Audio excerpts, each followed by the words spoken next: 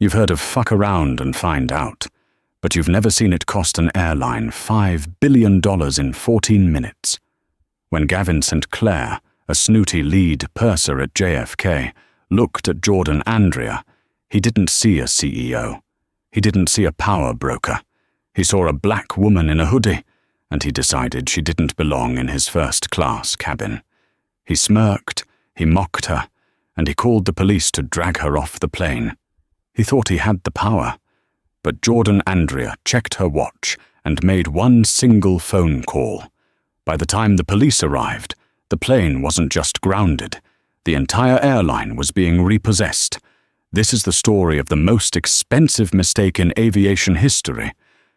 The fluorescent hum of JFK's Terminal 4 was giving Jordan Andrea a migraine. It wasn't the noise of the crowd or the screech of announcements. It was the sheer exhaustion of a 72-hour negotiation marathon. Jordan adjusted the hood of her oversized charcoal grey cashmere sweatshirt. It looked like something you'd wear to the gym, but it cost more than most people's monthly rent, a Loro Piana piece she favoured for travel. At 42, Jordan was the CEO and founder of Andrea Logistics and Holdings, a private equity firm that quietly controlled the supply chains of 3 continents. She didn't like fame. She liked results.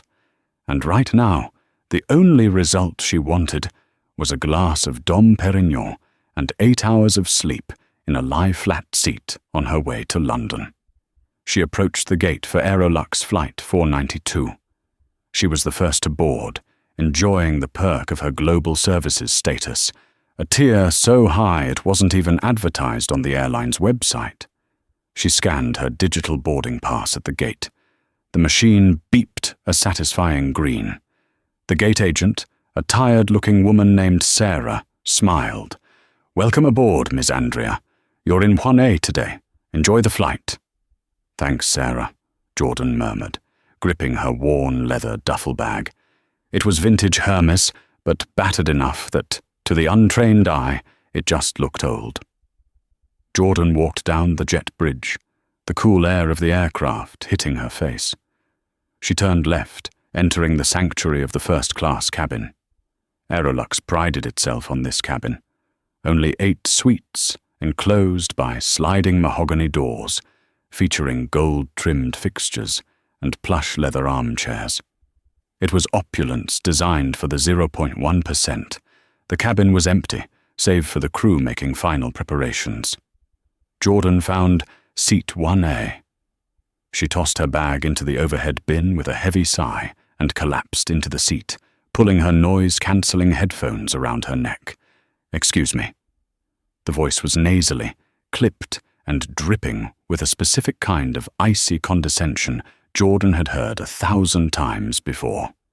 She didn't look up immediately, assuming the flight attendant was addressing a colleague.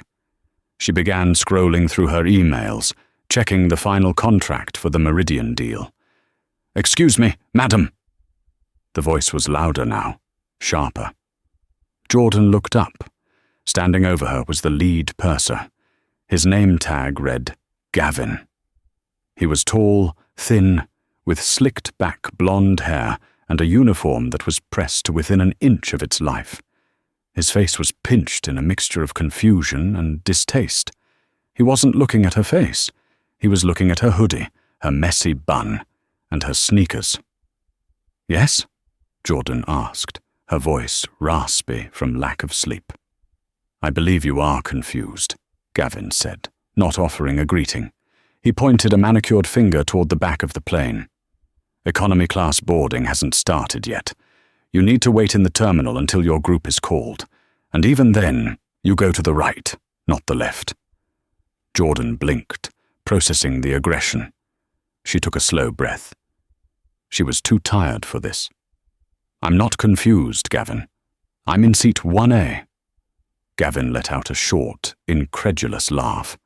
He looked around the empty cabin, as if performing for an invisible audience. "Seat 1A, madam. This is the first-class cabin. A ticket here costs $14,000. "I'm aware of the price," Jordan said calmly. "I bought the ticket." I highly doubt that, Gavin sneered. He crossed his arms. Let's see your boarding pass. Jordan held up her phone. The screen clearly displayed Jordan Andrea, FLT 492, JFK, LHR, Seat 1A, Zone 1. Gavin squinted at the screen, then snatched the phone from her hand. Hey! Jordan sat up straighter, her eyes narrowing. Give that back. Gavin was scrolling through her phone, looking for... What? A flaw? A fake app? Screenshots can be faked, he muttered. We've had a lot of people trying to sneak into upgrades lately. It's a security risk. A security risk, Jordan repeated, her voice dropping an octave. I just came through TSA pre-check and the biometric scanner at the gate. The only risk here is you testing my patience. Gavin scoffed. He handed the phone back to her as if it were contaminated. Look, I don't know how you manipulated the app, or whose miles you stole, but you do not fit the profile of a first-class passenger on Aerolux. And what exactly is the profile? Jordan asked. The air in the cabin seemed to drop 10 degrees. People who belong here, Gavin said, leaning in close, his voice a hiss. People who dress the part. People who don't look like they just rolled out of bed in the Bronx. Jordan stared at him. It was so blatant, so unoriginal, it was almost boring. Almost. But underneath the boredom was the familiar spark of rage. Gavin, Jordan said softly, I am going to give you one chance to walk away, bring me a glass of water, and do your job. If you continue this, you are going to regret it. Gavin's face turned red.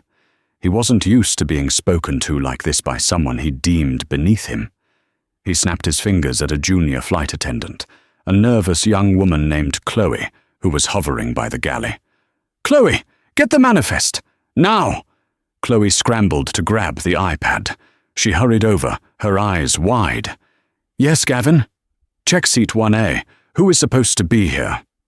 Chloe tapped the screen. She looked at Jordan, then at the iPad, then back at Gavin. It says Jordan Andrea, sir. Full fare. Paid in cash. No upgrade. Jordan raised an eyebrow. Satisfied? Gavin snatched the iPad from Chloe. He stared at the name. Then he looked at Jordan. Andrea. Andrea, he muttered. Then his eyes lit up with a malicious realization. Ah, I see. He looked at Jordan with a triumphant smirk. This credit card, the one on file, it's a corporate black card registered to Andrea Logistics. That's my company, Jordan said. Likely story, Gavin laughed. Or more likely, you're an assistant or a secretary who stole the company card to book a joyride while the boss is away. We have strict fraud protection policies, madam. I cannot allow you to fly on a ticket purchased with a potentially stolen card. Potentially stolen? Jordan stood up. She wasn't tall, only 5'4", but she possessed the kind of presence that could silence a boardroom of shouting men. Call the number on the back of the card on file, or call American Express Centurion Concierge. They will verify my identity in 10 seconds. I don't have time for your games, Gavin snapped. Boarding is about to start for the actual passengers. I need this seat clear. He pointed to the door. Get out, now, or I'm calling the police. Jordan looked at him. She looked at the empty seat. She looked at the iPad in his hand. Call them, she said. The standoff in the cabin lasted 5 minutes. In that time, general boarding began. This was the worst possible scenario for Jordan, but the best possible scenario for Gavin, who thrived on performative authority. As passengers began to trickle past the first-class cabin toward economy, they saw the scene. A uniformed, polished white man standing over a black woman in a hoodie, pointing aggressively. I asked you to leave, Gavin shouted, raising his voice so the passing passengers could hear. You are trespassing in a secure area. A couple in their 60s, dressed in expensive beige linen. The Cliftons, judging by the luggage tags, paused as they took their seats in 2A and 2B. "Is there a problem, Gavin?" Mrs. Clifton asked, clutching her pearls. She looked at Jordan with a mixture of fear and distaste. "Is she dangerous?" "Just a stowaway, Mrs. Clifton," Gavin said, his voice instantly switching to a syrup-sweet customer service tone. "She refuses to return to her assigned cabin, probably looking to steal amenity kits. We've called the Port Authority." "I am not a stowaway," Jordan said, addressing Mrs. Clifton directly. "I am a paying passenger in seat 1A. Mrs. Clifton sniffed. "Well, you certainly don't look like one, dear. Why don't you just listen to the nice man?" Jordan ignored her and sat back down. She pulled her phone out. She didn't dial the police. She didn't dial a lawyer. She opened her contacts and scrolled to a number saved as Uncle Ray, Strat Cap. Raymond Ray Stratford, the billionaire owner of Stratford Capital. Before she could hit dial, a heavy hand clamped onto her shoulder. Jordan flinched and spun around. It wasn't the police. It was a large man in a blue blazer, a passenger from seat 3A.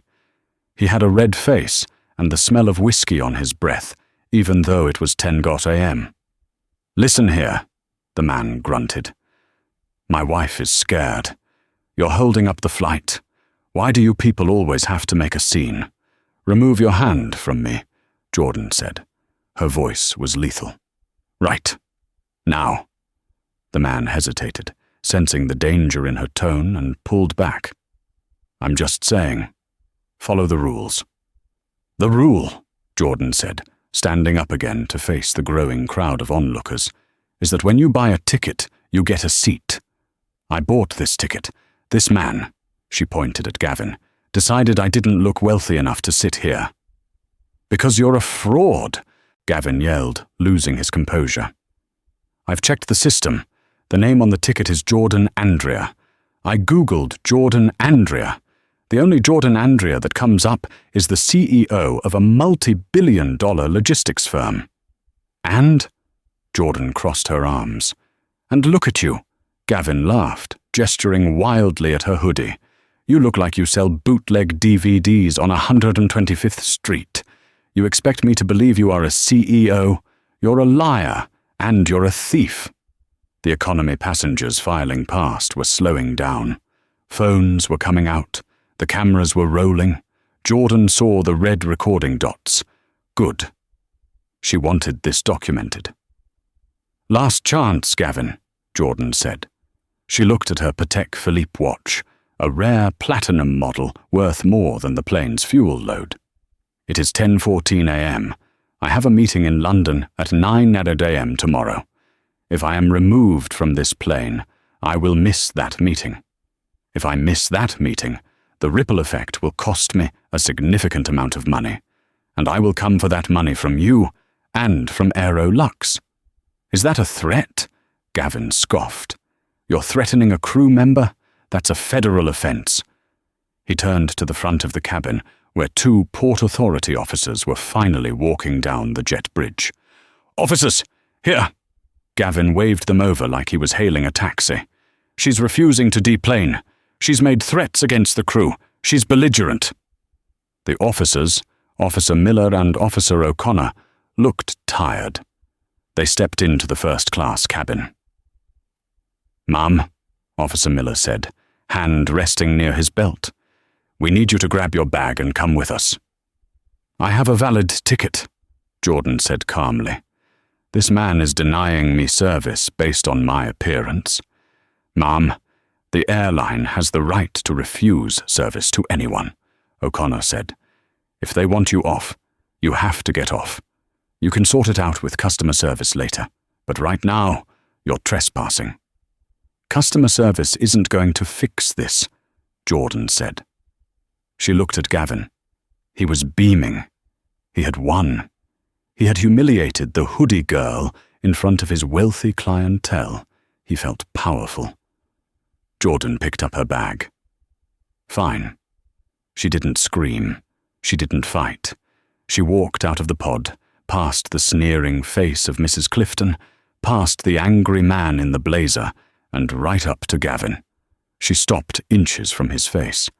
"You have made a mistake, Gavin. A fatal career error." "Get off my plane," Gavin whispered, winking at her. Jordan walked up the jet bridge, flanked by the police. The passengers behind her booed. Someone yelled, "Good riddance!" As she stepped back into the terminal, the gate agent, Sarah, looked at her with pity. "I'm so sorry," Sarah whispered. "I told him you were legit." "It's okay, Sarah," Jordan said. She stopped walking. She pulled out her phone. It was 10:18 a.m. "Officers," Jordan said, turning to the cops. "Am I under arrest?" "No," Miller said. "Just removed from the flight. You're free to go." "Good," Jordan said, "because I'm not leaving the airport. I have some business to attend to." She dialed the number for Uncle Ray. "Jordan," Ray's voice boomed over the line. "You taking off? We need to review the Q3 projections." "Ray," Jordan said, her voice ice cold, "I need you to patch me into the Asset Management Division at Andrea Global, specifically the Aviation Leasing Department." "Why? What's wrong?" "I'm at JFK, Aerolux Flight 492. The lead purser just kicked me off the plane and had the police escort me out because he didn't believe I could afford the seat." There was a silence on the other end. Then, a low whistle. "He did what?" "He kicked me off, Ray." "Me? The woman whose company owns the debt on their entire fleet?" "Oh, hell," Ray chuckled darkly.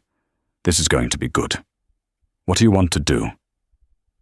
Jordan looked through the glass windows of the terminal at the massive Airbus A350 sitting at the gate. She could see Gavin inside, laughing with the pilots in the cockpit. "I want to trigger the default clause," Jordan said. "The default clause?" Ray sounded shocked. "Jordan, that clause is for missed payments. It grounds the asset immediately. It's the nuclear option." "Check their payment history, Ray. Are they late?" Keyboard clicking ensued. "Technically, yes. They are 48 hours late on the monthly lease payment for 6 of their A350s, including the one you were on. We usually give them a grace period of 10 days. "Revoke the grace period," Jordan said. "Cite material adverse change in the relationship. I want that plane repossessed. Right now. Jordan, that plane is fully boarded. It's about to push back." "I know," Jordan said. "Do it. Send the repo order to the FAA and the JFK Tower. Mark the airframe as stolen, unauthorized use. Kill the transponder authorization. It'll take me about 12 minutes to push the paperwork through the emergency portal," Ray said. Jordan checked her watch. "Do it in 10. She hung up. She walked over to the window and crossed her arms. The drama was just beginning. Inside the cabin of Aerolux Flight 492, the atmosphere was one of victorious tranquility. Gavin St. Clair moved through the first-class cabin with the grace of a dancer, pouring vintage Dom Perignon 2008 into crystal flutes. He felt lighter, buoyant even.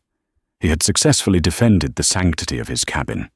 The riffraff, as he mentally referred to Jordan Andrea, was gone. The ecosystem of wealth had been restored. He stopped at seat 2A, offering a warm nut mix to Mrs. Clifton. "So terrible you had to witness that," Gavin purred, tilting the bottle just so. "We try our best to screen passengers at the gate, but sometimes the cracks in the system show." "It was handled beautifully, Gavin," Mrs. Clifton said, sipping her champagne. "It's just frightening, isn't it? People feeling entitled to spaces they didn't earn. I mean, a hoodie? In here." "It's a cultural issue," the man in 3A, Mr. Harrison, chimed in, loosening his tie. "No respect for standards. You did the right thing, son. Cheers to that." "Cheers," Gavin smiled. He walked back to the galley, feeling a surge of adrenaline. He checked his reflection in the metal coffee pot. Perfect. Not a hair out of place. The plane lurched gently as the tug began the pushback. The safety video began to play on the high-definition screens. The Rolls-Royce Trent XWB engines hummed to life, a low, powerful vibration that usually signaled the start of a journey across the Atlantic. Up in the cockpit, Captain Marcus Reynolds, a veteran with 30 years of flying experience, was going through the pre-flight checklist with his first officer, a young hotshot named David. "Flap set to 2, David said. "Check," Reynolds replied. "Trim set." "Check." They taxied out toward runway 31L. It was a busy morning at JFK. They were fourth in line for takeoff. The weather was clear, the wind was calm. It was a perfect day for flying. Reynolds keyed the mic. "Tower, Aerolux 492, ready for departure, holding short of 31L. There was a pause, a longer pause than usual. "Aerolux 492, Kennedy Tower, hold position. Do not enter the runway." Reynolds frowned. "Holding position, 492. Is there traffic?" "Aerolux 492. We have a situation." The controller's voice came back, sounding perplexed. "We've just received a priority one-stop order from the FAA via the lessor of your aircraft." Reynolds looked at David. "The lessor? What are you talking about?" "Tower, repeat," Reynolds said. "We are cleared for takeoff. We have a slot. Negative 4992. Your flight plan has been rescinded. Your transponder code is being revoked. You are ordered to shut down engines immediately and hold on the taxiway. Do not move." "Shut down engines?" Reynolds snapped. "We're in the middle of the taxiway. We'll block the whole airport." "Captain, I don't make the rules," the controller said, his voice dropping to a serious, hushed tone. "The order code is Romeo Echo Po 7. That's a repossession order regarding stolen property. The aircraft is flagged as stolen." "Stolen?" Reynolds laughed, though it was a nervous sound. "I've been flying this bird for 3 years. It's not stolen." "It is as of 2 minutes ago," the controller said. "Ground units are en route. Shut it down, Captain, or you'll lose your license." Reynolds stared at the radio. He looked out the window. Sure enough, 3 black SUVs with flashing yellow lights were speeding across the tarmac, cutting across the grass, heading straight for their nose gear. "Jesus Christ," Reynolds whispered. He reached up and killed the fuel cut-off switches. The hum of the massive engines died. The lights in the cabin flickered once, then switched to the slightly dimmer auxiliary power. The silence that followed was deafening.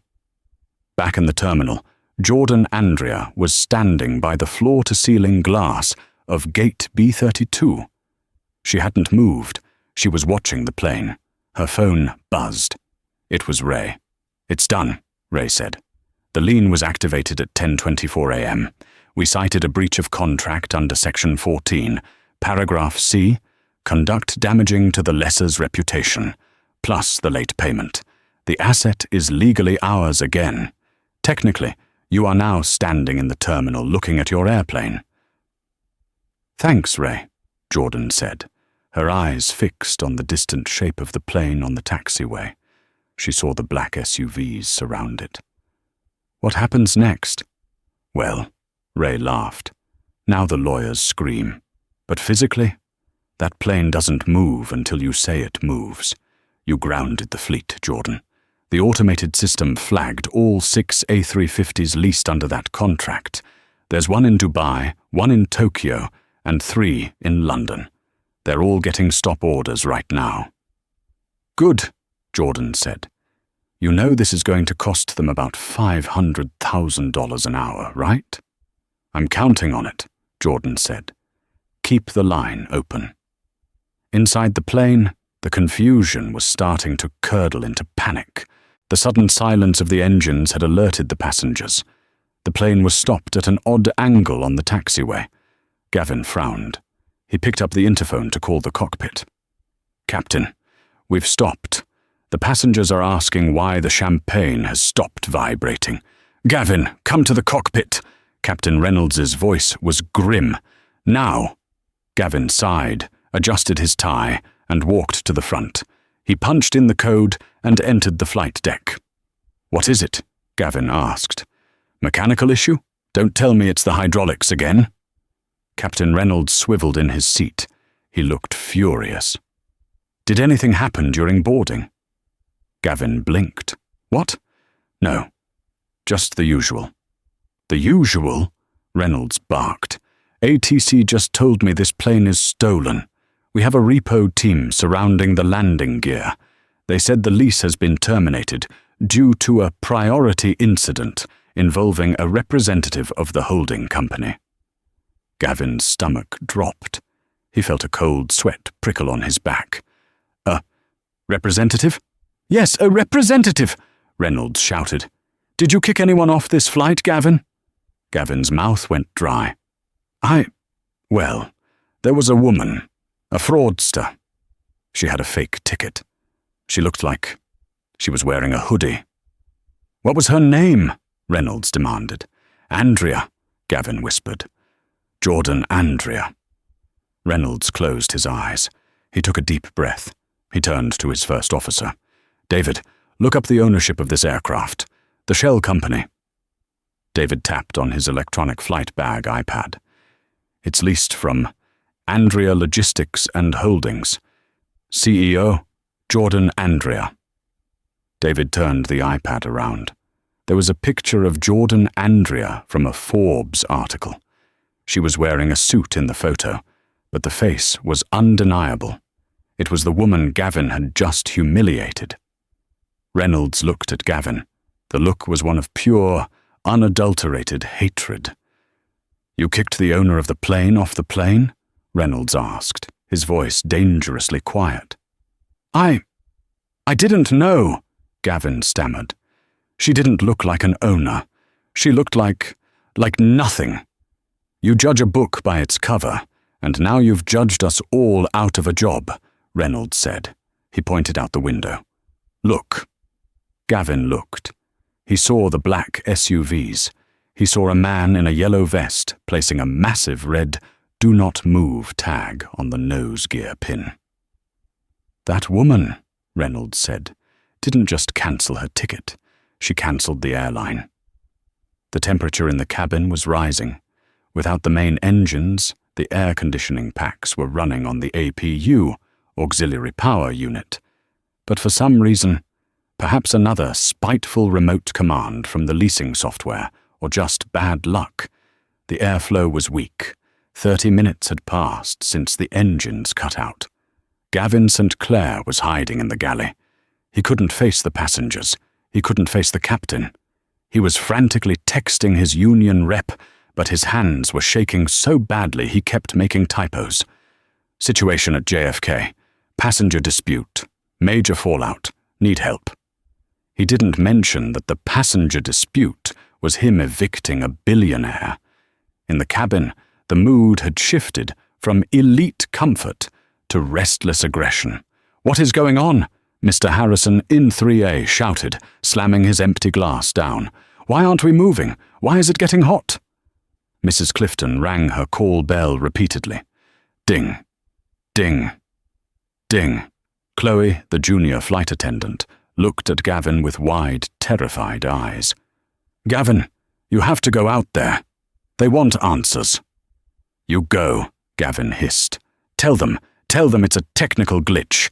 Tell them the tower computers are down." "I'm not lying for you," Chloe snapped, her deference gone. "I heard what the captain said. You kicked off the landlord, Gavin. We're stuck here because you're a snob."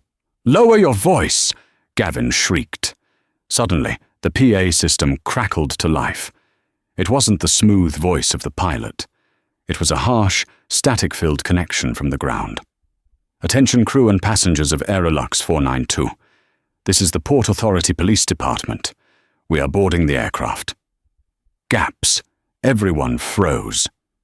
The front door of the aircraft, L1, was thumped from the outside. The stairs had been pulled up. Gavin had to open the door. He walked to the door, his legs feeling like jelly. He disarmed the slide. He rotated the heavy handle. The door swung open. It wasn't the police. Standing on the mobile stairs was a tall man in a sharp navy suit, holding a briefcase. Behind him were 2 police officers, but the man in the suit was clearly in charge. He stepped onto the plane. He didn't look at Gavin. He walked straight past him, grabbed the interphone handset and keyed it to all. "Ladies and gentlemen," the man said. His voice was calm, professional, and loud. "My name is Michael Sterling. I am the Vice President of Operations for Aerolux. I apologize for this interruption." Gavin gasped. The VP of Operations was here at JFK. He must have been in the lounge. "Currently," Sterling continued, "this aircraft has been seized by the lessor. We are legally prohibited from flying it. We are working to resolve the issue, but at this moment, this flight is cancelled." A collective groan of outrage erupted from the plane. "However," Sterling said, raising a hand, "the lessor has communicated that they are willing to lift the seizure order and allow this plane to depart immediately on one condition." The cabin went silent. Sterling turned slowly to look at Gavin. Gavin shrank back against the galley wall. He felt every pair of eyes in the first-class cabin and the peering eyes from economy landing on him. "The condition," Sterling said into the microphone, staring dead at Gavin, "is that the staff member who insulted the CEO of Andrea Logistics be removed from the aircraft immediately and issued a formal termination of employment." Mrs. Clifton in 2A gasped. She looked at Gavin. The realization hit her. "It was him," she whispered, "the man who kicked off the girl in the hoodie." "That's right," Sterling said, putting the phones down. He walked over to Gavin. "Gavin St. Clair," Sterling said. "Hand over your badge." "Mr. Sterling, please," Gavin begged, tears welling in his eyes. "I was following protocol. She didn't have ID. She looked suspicious." "She had a valid ticket," Sterling said, his voice like granite. "And you called the police on our biggest investor because you didn't like her outfit. Do you have any idea what you've done? You've grounded the global fleet. We are losing $12,000 a minute." I... "Badge," Sterling barked. With shaking hands, Gavin unclipped his ID badge from his shirt. He handed it over. "And your vest," Sterling said. "You are no longer representing Aerolux." Gavin slowly took off his signature burgundy vest, the symbol of his authority, his pride. He was left in just his white shirt, which was now stained with sweat. "Get off the plane," Sterling said. Gavin looked at the passengers. He expected sympathy. He expected the wealthy elite he had protected to stand up for him. Instead, Mr. Harrison in 3A shouted, "Get off, you idiot! I have a meeting in London." "Go on!" Mrs. Clifton yelled. "Get out!" The economy cabin began to chant, "Off! Off! Off!" Gavin St. Clair, head bowed, walked out of the aircraft door and down the stairs. As he reached the tarmac, he saw a black SUV waiting. The window rolled down. Sitting in the back seat was Jordan Andrea. She was still wearing her hoodie. She was sipping a bottle of water. Gavin stopped. He looked at her. Jordan lowered her sunglasses. She didn't smile. She didn't gloat. She just looked at him with the detached curiosity one might have for a bug on a windshield. "I told you," Jordan said, her voice carrying over the tarmac wind. 14 minutes. You lasted 12. "You ruined my life," Gavin sobbed. "I worked 20 years for this job." "No," Jordan said, rolling the window up. "You ruined it yourself. I just signed the paperwork." The SUV drove off, heading back to the private aviation terminal, where Jordan's actual private jet, a Gulfstream GEX-50 she hadn't wanted to use because of the carbon footprint, was being prepped. But the story wasn't over. Because while Gavin was fired, the airline was still in breach, and Jordan Andrea wasn't done teaching lessons. Inside the terminal, a young YouTuber named Travel with Max, who had been live streaming the entire ordeal from seat 4F, hit upload. The video title, "Racist Flight Attendant Kicks Off Black Billionaire, Regrets It Instantly." It had 0 views. 10 seconds later, it had 100. 10 minutes later, it had 500,000. The internet was about to wake up, and Aerolux was about to face a storm that couldn't be solved by firing one purser. The Atlantic Ocean was calm at 45,000 feet, but down on the ground, the digital world was experiencing a Category 5 hurricane. Jordan Andrea sat in the cream-colored leather seat of her Gulfstream G650ER. The cabin was quiet, smelling of fresh orchids and expensive coffee. She wasn't looking at the clouds. She was looking at a tablet mounted on the wall, displaying a live Bloomberg terminal feed. Next to the stock ticker for Aerolux, ALX, there was a red arrow pointing straight down. It looked like a cliff dive. ALX, 4250, 18.4%. It had been 4 hours since the incident at JFK, 4 hours since Gavin St. Clair had sneered at her hoodie. In that time, the world had changed. The video uploaded by Travel with Max had done what millions of dollars in marketing could never do. It had captured the undivided attention of the entire internet. The thumbnail, a high-contrast freeze frame of Gavin pointing a finger in Jordan's face with the caption, "He called the cops on his boss," was currently the #1 trending image on Twitter, TikTok, and Reddit. Jordan picked up her phone. Ray Stratford was on the line, and he sounded like a kid in a candy store. "Jordan, are you seeing this?" Ray laughed, the sound crackling over the satellite connection.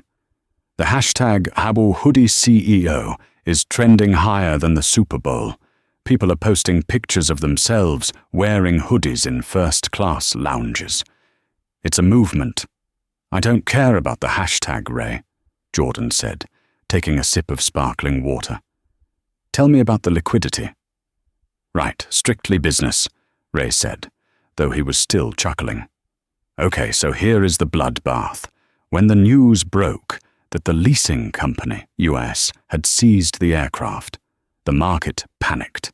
Institutional investors hate uncertainty. Then the video came out.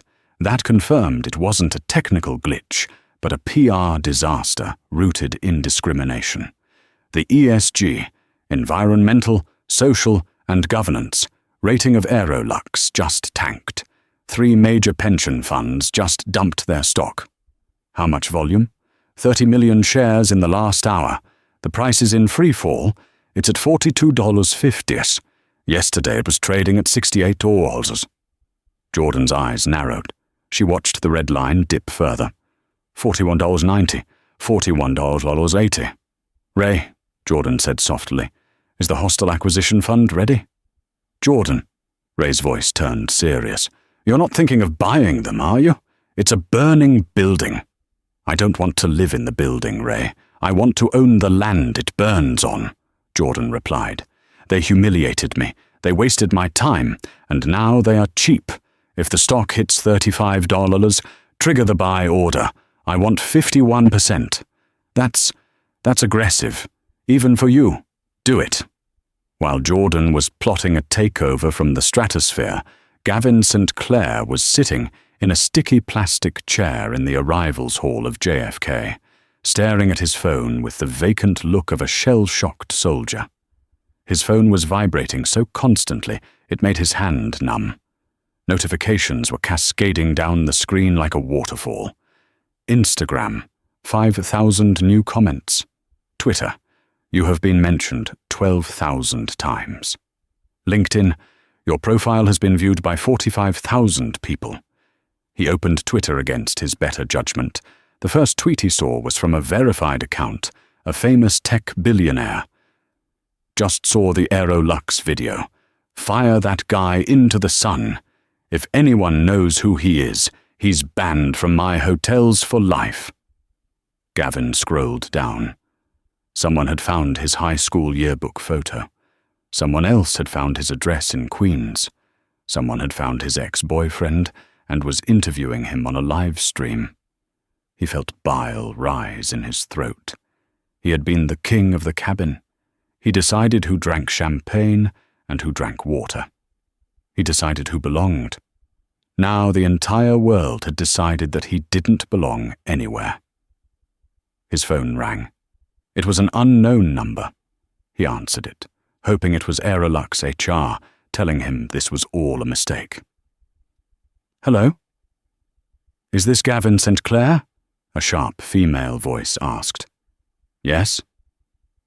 "This is Laura from the Daily Mail. We're running a story on your termination and the allegations of past discriminatory behavior. We have 3 other passengers from previous flights claiming you kicked them out of first class for looking poor. Would you like to comment?" Gavin hung up. He threw the phone into the trash can next to him. He put his head in his hands and wept. But there was no sympathy in the busy terminal. People walked by, recognized him from the video, and snapped photos. He was a zoo animal. The exhibit was titled, "The Man Who Fucked Up." Meanwhile, in the glass-walled boardroom of Aerolux's global headquarters in London, the atmosphere was funereal. Charles Whitmore, the CEO of Aerolux, was pacing the length of the table. He was a man of 60, silver-haired, usually composed, but currently sweating through his bespoke suit. "How did we lose $2.5 billion in market cap in 6 hours?" Whitmore screamed, throwing a crystal paperweight against the wall. It shattered, sending shards of glass skittering across the mahogany table. The 12 board members sat in terrified silence. "It's the viral factor, Charles," said the CMO, a trembling woman named Jessica. "It's not just the incident. It's who she is. Jordan Andrea isn't just rich. She's beloved. She's a self-made minority woman who runs the logistics for half the Fortune 500. She's a hero to the working class and a titan to the investing class. We attacked the one person who unites everyone against us. I didn't attack her," Whitmore roared. "Some idiot purser did. But we backed him," the legal counsel, Robert, pointed out quietly. "The police report shows that our operations center authorized the removal. We sanctioned it. And now she's grounded the fleet. Get the fleet back in the air!" Whitmore slammed his fist on the table. "Pay the lease! Pay the penalty! Whatever she wants!" "We tried," Robert said, adjusting his glasses. "We wired the overdue payments. We wired the penalty fees. We even sent a goodwill payment of $5 million. And she returned it," Robert said. "All of it. She rejected the transfer." Whitmore froze. "She returned the money? Why would she do that? That's a breach of her own contract. She has to accept payment to cure the default." "Not if she's invoking the character clause," Robert said. "She's claiming that our brand is so toxic it's devaluing her aircraft. She doesn't want our money, Charles. She wants the planes back. If she takes those 6 A350s, our transatlantic route network collapses. We'll be bankrupt in a week." Whitmore sank into his chair. He looked at the screen at the end of the room. The stock was at 38 €. "She's trying to kill us," Whitmore whispered. "She's not looking for a settlement. She's looking for a funeral." Suddenly, the CFO, a young math whiz named David, gasped. He was looking at his laptop. "Charles," David said, his voice cracking. "Look at the volume." "What?" "Someone is buying," David said. "Massive block orders. They're eating up the sell-off. Every time the stock dips, someone buys 1 million shares." "Who?" Whitmore asked. "Who would buy this burning trash?" David typed furiously. "It's going through a shell company in the Caymans, JV Holdings Gamma, but the The routing comes from a prime brokerage connected to Andrea Logistics. The room went deathly silent. She's not killing us, Robert realized, horror dawning on his face. She's buying us. Whitmore stared at the screen. The price stabilized at $35 then started to tick up. 35 35 is 20s. She drove the price down with the scandal, Whitmore murmured. She grounded the planes to cripple our revenue. And now she's buying the company for pennies on the dollar, using the money she made shorting us. It was the most brutal, elegant, financial assassination he had ever seen. Call her, Whitmore said. Get Jordan Andrea on the phone. Now. We can't, Jessica said. She's in the air. Where is she going? Her flight plan was filed for Luton Airport, Jessica said. She's coming here, Charles. She's coming to London. The Aerolux headquarters was located in Canary Wharf, a shining tower of glass and steel that overlooked the Thames. Usually, the executive floor on level 40 was a place of quiet power. Today, it felt like a bunker under siege. It was 9:08 a.m. the next morning. Jordan Andrea's G650 had touched down at Luton at 6:00 a.m. She had showered at the private terminal, changed, and was now in a convoy of 2 black Range Rovers heading toward the city. She was no longer wearing the hoodie. She was wearing a bespoke white suit by Alexander McQueen, sharp enough to cut glass. Her hair was pulled back in a severe, flawless bun. She wore diamond studs that caught the morning light. She looked every inch the conqueror. In the car, Ray was sitting next to her, reviewing the final tallies on an iPad. We crossed the threshold at 4 a.m., Ray said, rubbing his tired eyes. Between the shares you already owned through your index funds, the debt we converted to equity overnight, and the open market buy-up during the panic, you now control 51.4% of the voting shares of Aerolux. Clean, Jordan said. It cost you $1.2 billion, Ray said. But considering the company was worth $5 billion yesterday, you got a hell of a discount. It's not about the discount, Ray, Jordan said, looking out the window at the London skyline. It's about the lesson. You're going to fire the board? I'm going to do more than that. The car pulled up to the Aerolux tower. A swarm of paparazzi was waiting. Word had leaked that she was in town. As Jordan stepped out of the car, the flashes went off like a lightning storm. Miss Andrea! Miss Andrea! Did you buy the airline? Jordan, do you have a comment for Gavin St. Clair? Are you shutting them down? Jordan didn't stop. She didn't smile. She walked through the revolving doors, her security detail parting the sea of reporters. She walked to the security desk. The guard, a young man who looked terrified, stammered, "ID, please, ma'am." Jordan placed her hand on the turnstile. She looked at him. "I own the building." The guard looked at his screen. An email had just come through from HR. Priority update, new ownership structure. "Right this way, Miss Andrea," he squeaked, opening the emergency gate. Jordan took the elevator to the 40th floor. The silence in the elevator was heavy. Ray checked his tie. "You know, usually hostile takeovers take months. You did this in 24 hours. "Efficiency," Jordan said. The elevator doors opened. The receptionist stood up, trembling. "They are waiting for you in the boardroom, Miss Andrea." Jordan walked down the long corridor, lined with models of airplanes. She didn't look at them. She reached the double oak doors at the end of the hall. She didn't knock. She pushed them open. Inside, the 12 members of the board were seated. Charles Whitmore sat at the head of the table. He looked like he had aged 10 years in one night. His eyes were red-rimmed. As Jordan entered, nobody spoke. The air was sucked out of the room. Jordan walked to the opposite end of the table. She didn't sit down.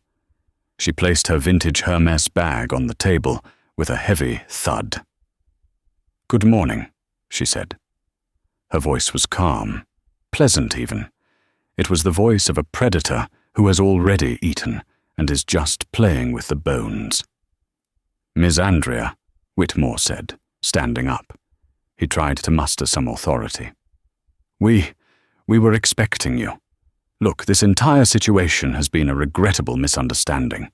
The employee in question has been fired. We are prepared to offer you a seat on the board and a formal public apology." Jordan looked at him. She tilted her head. "A seat on the board?" she repeated. "Charles, you seem confused. I don't need a seat. I own the table." She gestured to Ray. Ray slid a thick folder across the mahogany surface toward Whitmore. "That is the share registry as of 8:30 a.m. this morning," Ray said. "Jordan Andrea is the majority shareholder of Aerolux Aviation Group. She effectively owns your jobs, your pensions, and the chair you are sitting in." Whitmore opened the folder. He stared at the numbers. His face went pale white. You can't just—" "I can," Jordan interrupted. "And I did. You see, Charles, yesterday I was denied a seat I paid for because your culture is rotten. Your employee looked at me and assumed I couldn't afford a $14,000 ticket. So, I decided to show you what I can afford." She walked slowly around the table, her heels clicking on the marble floor. She stopped behind the CMO, Jessica. "You're the Chief Marketing Officer?" Jordan asked. "Yes," Jessica whispered. "Your brand is trash," Jordan said. "Because you market luxury, but you deliver prejudice. You're fired," Jessica gasped. "You can't—" "I can. Leave the room. Now." Jessica looked at Whitmore. Whitmore looked down. Jessica grabbed her purse and ran out of the room, sobbing. Jordan continued walking. She stopped behind the head of customer experience. "You trained Gavin St. Clair?" I oversee the training program," the man stammered. "Your program failed. You're fired. Get out." The man stood up and left, head hung low. Jordan reached the head of the table. She stood next to Charles Whitmore. "And you," Jordan said. "The captain of the ship." "I didn't know," Whitmore pleaded. "Jordan, please. I have been with this airline for 30 years. I didn't know what was happening on that plane." "That is exactly the problem, Charles," Jordan said, her voice dropping to a whisper that echoed in the silent room. "You created a culture where a man like Gavin felt comfortable calling the police on a black woman in a hoodie because he knew the system would back him up. He felt safe in his bigotry because you made him safe. You didn't know. It was your job to know." Jordan pointed to the door. "Resign. Effective immediately. Or I will launch an internal audit of your expense accounts for the last 10 years. And I promise you, I will find something to send you to prison for." Whitmore looked at her. He saw the steel in her eyes. He knew she wasn't bluffing. He slowly took off his glasses. He closed his folder. "I understand." "Good," Jordan said. "Get out of my chair." Whitmore stood up. He walked out of the room, a broken man. Jordan sat down in the head chair. She looked at the remaining 8 board members. They were shaking. "Now," Jordan said, clasping her hands together, "we have a lot of work to do. This airline is going to undergo a complete rebrand. We are going to change the training, the staff, and the culture. And the first change is the dress code." She smiled, a small, dangerous smile. "From now on, first class is about comfort. If a passenger wants to wear a hoodie, they wear a hoodie. And if any crew member judges them for it, they answer to me." She looked at Ray. "Ray, get the legal team. We need to draft a press release. Tell the world that Aerolux is under new management, and tell them the new CEO is the woman they tried to kick off the plane." Ray grinned. "With pleasure, boss." 6 months had passed since the day the engines fell silent at JFK. In the fast-moving world of aviation, 6 months is usually enough time for the public to forget a scandal. But the Aerolux purge, as the financial papers called it, was not forgotten. It was studied. Jordan Andrea had not just bought an airline, she had dissected it. The Aerolux headquarters in London was no longer a place of fear. The mahogany doors had been replaced with glass. The dress code had been relaxed. But the standards for service had never been higher. Jordan sat in her new office, the one that used to belong to Charles Whitmore. She was reviewing the Q2 earning reports. "We're up," Ray said, sitting across from her, eating a bagel. "Revenue is up 12%. Customer satisfaction scores are at an all-time high, and the Andrea class rebranding is a hit."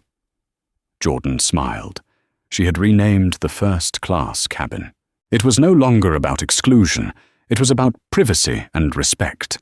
The marketing campaign featured diverse passengers, artists, tech geniuses, grandmothers, all dressed however they wanted, all being treated like royalty. "And the lawsuits?" Jordan asked. "Most of the old board settled," Ray said. "They took their golden parachutes, which we significantly deflated, and ran. But we still have one active case." "Gavin," Jordan said. The name still tasted like vinegar. "Mr. St. Clair," Ray corrected with a smirk. "He tried to sue for wrongful termination. He claimed emotional distress. He claimed he was a victim of reverse discrimination.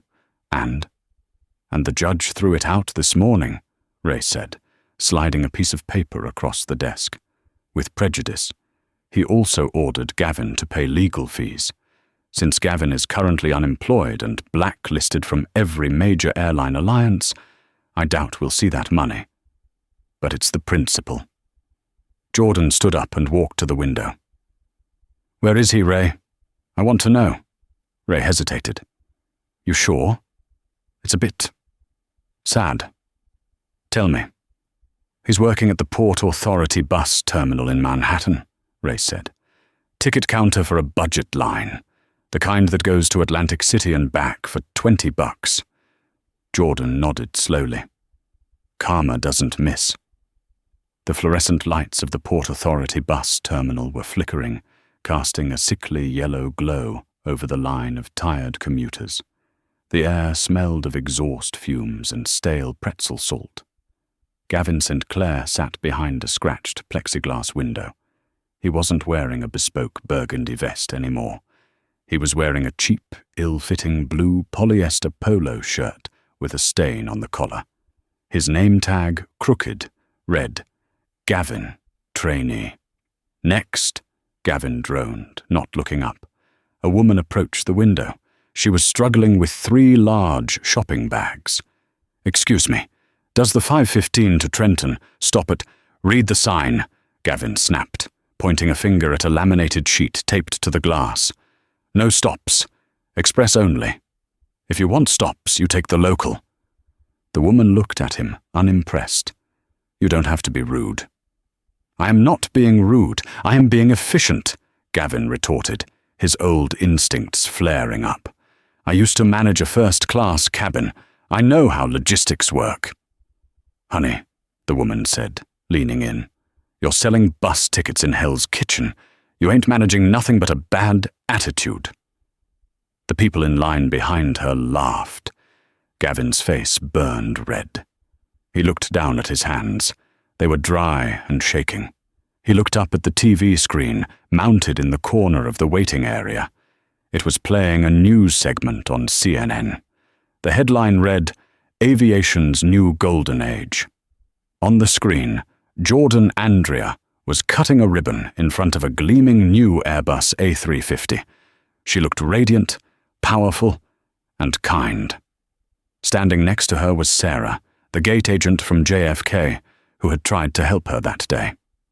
Sarah was wearing a VP pin. The reporter's voice floated down to Gavin. "Under Miss Andrea's leadership, the airline has instituted a zero-tolerance policy for bias. She promoted the ground staff who showed integrity and removed the toxicity from the skies. Gavin watched as Jordan shook hands with the pilot, Captain Reynolds. They were laughing. They were a team. Gavin looked at his reflection in the plexiglass. He saw a bitter, lonely man who had thought a uniform made him better than other people. "Hey, ticket guy!" a man in the line shouted.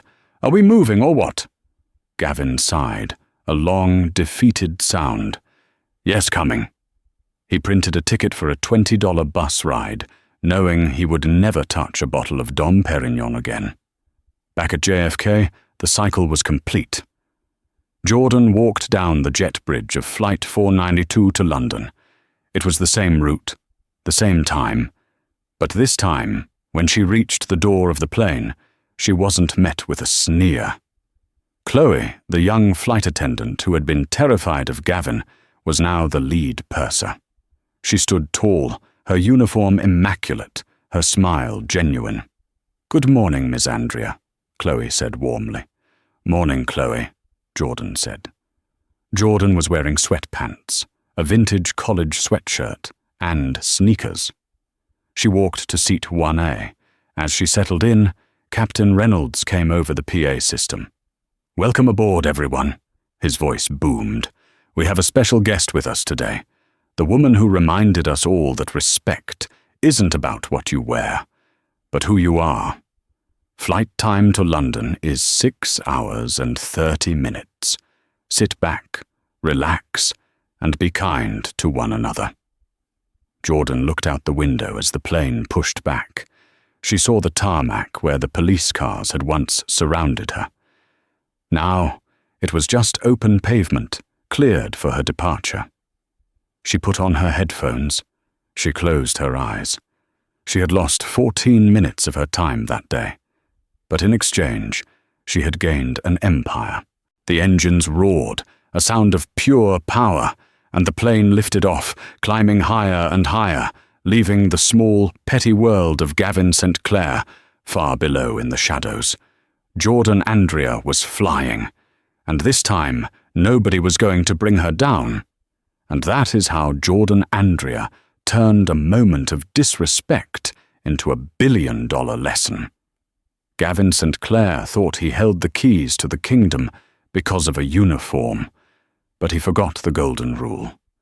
True power doesn't need to announce itself, and it certainly doesn't judge people by their clothes.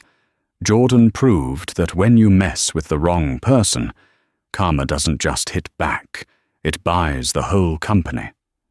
What would you have done if you were Jordan? Would you have fired the board, or just sued for the money? Let me know in the comments below. If you enjoyed this story of high-flying justice, please smash that like button. It really helps the channel. Don't forget to subscribe and hit the bell notification so you never miss a story about karma coming to collect.